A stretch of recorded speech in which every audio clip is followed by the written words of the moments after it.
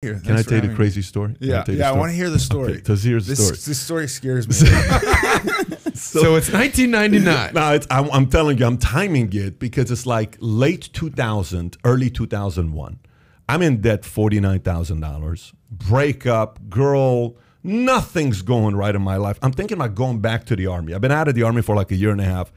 I'm drinking like you wouldn't believe. Like I'm trying to break records, and I broke a lot of records in the Army. But I'm like, I'm going all out, right, partying, and I'm coming back from it's either Garden of Eden or it's Dublin's or it's Palace or one of those key. It's not the other one in City of Industry. What was that one?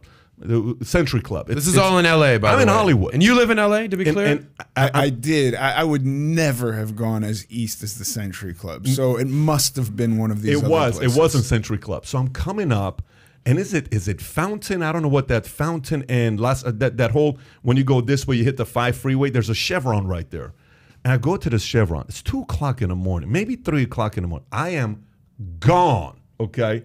But I got to fill up the gas tank, okay? And I get out and I see you. I'm like, hey, and you're gone. You were looking. Oh, you see, literally. Bro, he is black. I don't know what you were on, but I'm like, dude, this guy can't even walk straight. I can't walk straight. I'm like, you good? I'm good. That was a mess. Yeah, so that was around end of 2000, 2001. I'm like, shit, I freaking see you everywhere. It's like, what's up, bro? I'm like, what's up?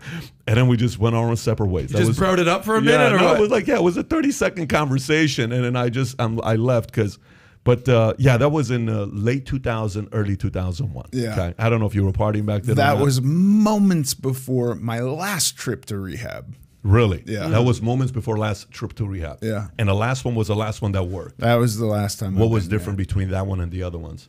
You know, I don't really know. I think the difference was I had been to rehab a few times based on like friends sitting me down or my parents sitting me down and going, we're really concerned about you, and me going like, okay, I'll go do what you're telling me to do. And the last time I went, I woke up one day and was like, I don't want to do this anymore. This is no longer fun. What did you go to rehab for? Heroin. Boom. Yeah. Like, not even drinking, eating, all that. No, I never went to rehab for eating. I didn't even know those existed. I think they do. I probably should have gone, but that took a little bit longer. I had to get sober before I could like actually work on my health and my physicality. Ethan, I'm sorry, go ahead. No, I mean, heroin. Holy shit. What was that like? In the earlier 90s, I was given Vicodin as a prescription, and the first time I took Vicodin, I just felt like this is my antidepressant. This is the state that I feel more comfortable in. And so when that ran out, I got another prescription. I eventually started. They had storefronts in the 90s down near downtown where you could go in and buy Vicodin for like $1 a pill. In LA? Yeah. Holy shit. And then eventually it got hard to buy there. So, you get creative and you wind up finding out that heroin is just like the best form of Vicodin, and it's much easier to get than Vicodin too, in fact. So that's how I wound up on the heroin. And you're a full-on actor in Hollywood at this point. Yeah. Full on. Yeah. Like not, small roles. Like you're doing movies. Hollywood. Yeah. Ethan, is it easier? Was it the drug connection? Did it happen through Hollywood parties, or was it no? It was outside, friends, other contacts? There were no. I mean, you know what I'm saying? Like, is the influence? I'm hanging out with a Hollywood guy. Oh, try some of this. Oh, okay, let's try. No. It. Okay. No. That's more cocaine.